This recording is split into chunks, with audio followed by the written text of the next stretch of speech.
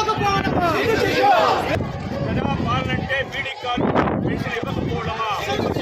వెంటనే బీడీ కార్మికుల పెన్షన్ ఇవ్వడానికి దరఖాస్తులు తీసుకోవాలి. వెంటనే బీడీ కార్మికులందరికీ జీవన వృత్తి, అర్హులైన బీడీ కార్మికుల దరఖాస్తులు, అర్హులైన బీడీ కార్మికుల దరఖాస్తులు, బీడీ కార్మికుల దరఖాస్తులు, ఆసరా పెన్షన్ బీడీ కార్మికుల దరఖాస్తులు.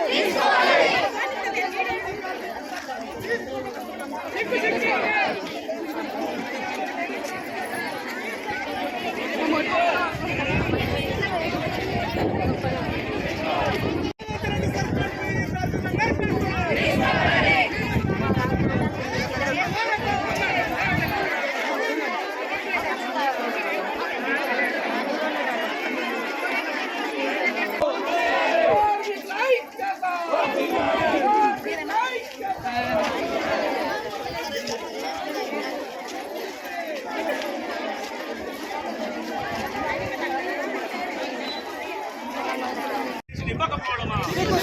బీడీ కార్మికులకు పెన్షన్ ఇవ్వకపోవడమా? బీడీ కార్మికులకు పెన్షన్ ఇవ్వకపోవడమే ప్రజాపాలన. బీడీ కార్మికులకు పెన్షన్ ఇవ్వకపోవడమే ప్రజాపాలన. కార్మికుల ఐక్యత తీసుకోవాలి. బీడీ కార్మికుల వద్ద దరఖాస్తులు, కార్మికుల దగ్గర దరఖాస్తులు అమలు చేయాలి. ఎన్నికల వాగ్దానాలను ఇవ్వాలి. పెన్షన్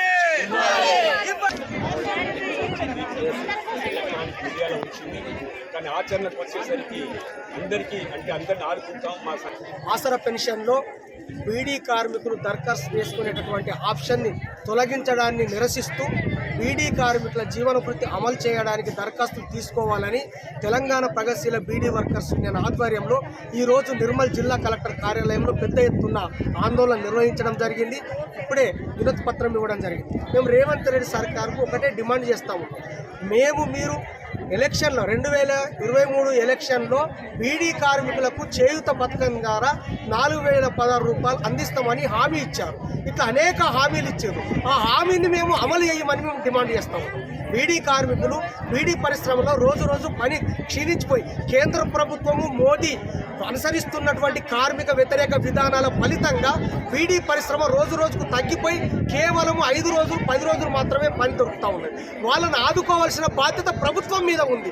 అలాంటిది ఆదుకోకుండా కనీస వేతన చట్టాలు సవరణ చేయకుండా ఇవాళ బీడీ కార్మికులకు ఇచ్చేటటువంటి జీవన వృత్తి మీరు దరఖాస్తులు తీసుకోకపోవడం అన్యాయమైనదని చెప్పేసి వెంటనే మీరు తీసుకోవాలని, వెంటనే మీరు దరఖాస్తులు తీసుకొని బీడీ కార్మికుల జీవన వృత్తి అమలు చేయాలని, లేని ఎడల హైదరాబాదును ముట్టడిస్తామని ఈ సందర్భంగా హెచ్చరిస్తాం.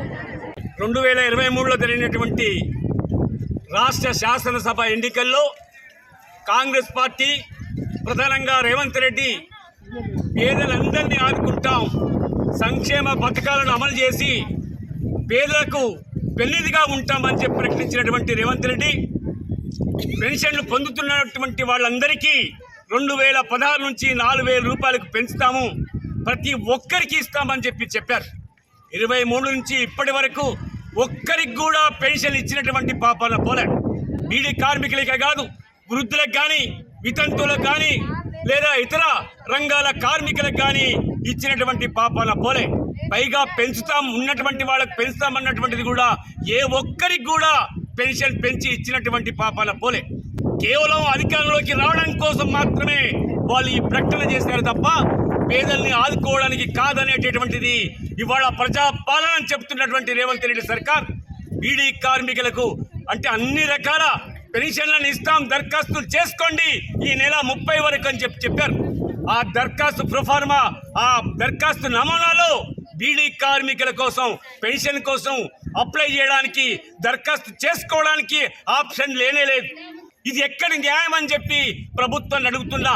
మాట్లాడితే పేదలని, మాట్లాడితే పేదల పెళ్లిదని, మాట్లాడితే ప్రజాపాలనని, మాట్లాడితే సంక్షేమం అని చెప్పినటువంటి రేవంత్ రెడ్డి సర్కార్ బీడీ కార్మికులు ఇవాళ రాష్ట్రంలో 8 లక్షల మంది ఉంటే 8 లక్షల్లో సుమారు రాష్ట్ర వ్యాప్తంగా 3,60,000 మందికి మాత్రమే పెన్షన్ వస్తున్నటువంటి విధానం ఉంది.